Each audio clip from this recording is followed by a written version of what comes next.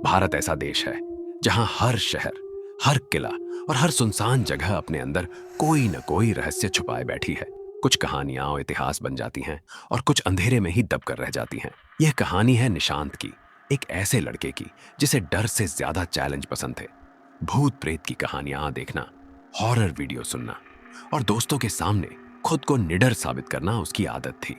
लेकिन जिस रात उसे भारत की सबसे भूतिया जगह में पूरी एक रात रुकने का चैलेंज मिला, उस रात उसे अंदाजा भी नहीं था कि वह अगली सुबह देख पाएगा या नहीं। रात के करीब 11 बजे थे। निशांत अपने कमरे में बैठा मोबाइल पर लाइव वीडियो देख रहा था। स्क्रीन पर लिखा आया, one night challenge, India's most haunted place. नीचे कमेंट्स में लोग अलग अलग जगहों के नाम लिख रहे थे, भानगढ़, डुमास बीच, जीपी ब्लॉक। तभी निशांत के फोन पर मैसेज आया, रवि, अगर सच में हिम्मत है तो भानगढ़ किले में एक रात अकेले रहकर दिखा। निशांत मुस्कुरा दिया। निशांत, ठीक है, कल रात। उस वक्त यह उसे सिर्फ एक एडवेंचर लग रहा था, लेकिन कुछ जगहें ऐसी होती हैं जहां जाना ही सबसे बड़ी गलती बन जाती है। अगली शाम निशांत अपनी बाइक से निकल पड़ा। कैमरा, ट्राइपॉड, टॉर्च, सब कुछ साथ था। जैसे जैसे शहर पीछे छूटता गया, हवा में अजीब सी ठंडक घुलने लगी। भानगढ़ के पास पहुंचते ही मोबाइल नेटवर्क कमजोर हो गया। एक चाय वाले ने उसे रोककर कहा, बेटा, अंधेरा होने के बाद अंदर मत जाना। निशांत हंस पड़ा, बस कहानियां हैं। चाय वाला चुप हो गया। उसकी आंखों में डर साफ दिख रहा था। रात के 9:47। जैसे ही निशांत किले के अंदर गया, हवा अचानक तेज चलने लगी। सूखे पत्तों की आवाज किसी के चलने जैसी लग रही थी। दोस्तों, मैं अभी भानगढ़ किले के अंदर हूं, वह कैमरे से बोला। अभी तक सब नॉर्मल है। तभी पीछे से धीमी आवाज आई, निशांत। वह चौंक गया।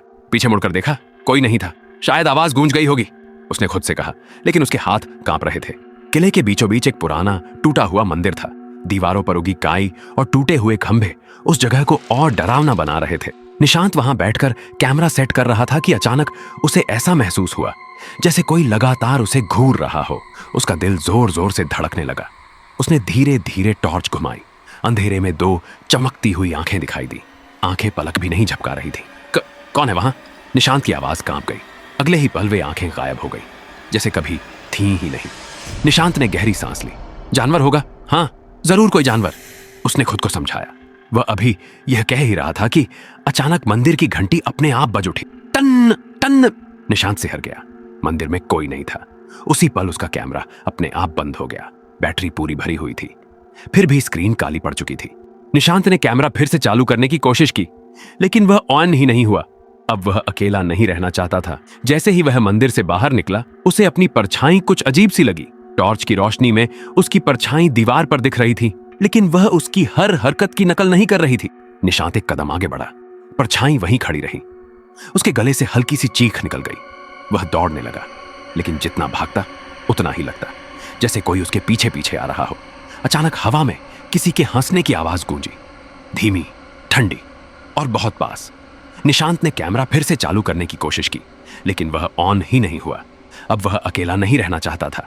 जैसे ही वह मंदिर से बाहर निकला, उसे अपनी परछाई कुछ अजीब सी लगी।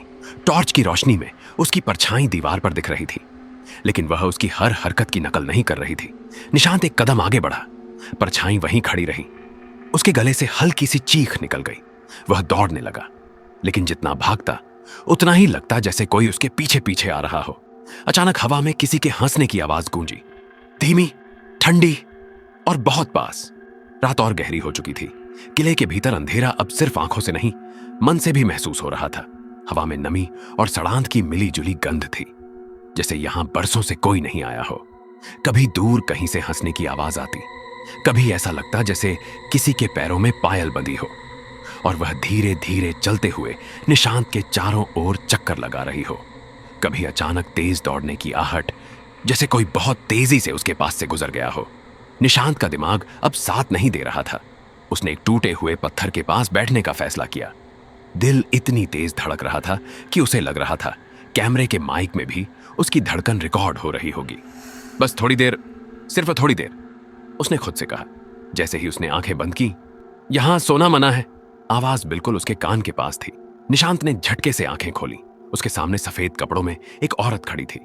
उसके बाल बिखरे हुए थे, चेहरा अंधेरे में आधा छुपा था और आंखें जैसे जिंदा ही नहीं थी। निशांत की सांस रुक गई। अगले ही पल वह औरत गायब हो चुकी थी। निशांत चीखना चाहता था, भागना चाहता था, लेकिन उसका शरीर जैसे पत्थर बन चुका था। रात के 3 बज चुके थे। अब निशांत समझ चुका था कि यह जगह खाली नहीं है, यहां कुछ है जो दिखता नहीं लेकिन महसूस होता है। उसे भानगढ़ की पुरानी कहानी याद आ गई। श्राप, तंत्र मंत्र और एक उजड़ा हुआ शहर। बस सुबह हो जाए, उसने कांपती आवाज में कहा। सुबह के 5 बजे सूरज की पहली किरण किले की दीवारों पर पड़ी। निशांत किले के बाहर जमीन पर पड़ा मिला। जिंदा था लेकिन बदला हुआ। उसके बाद उसने कभी किसी भूतिया जगह जाने की हिम्मत नहीं की। और उस रात की रिकॉर्डिंग, उसके आखिरी 10 मिनट आज तक किसी ने नहीं देखे, क्योंकि जो उसमें था वो सिर्फ निशांत के लिए नहीं था, वो देखने वाले के लिए भी था।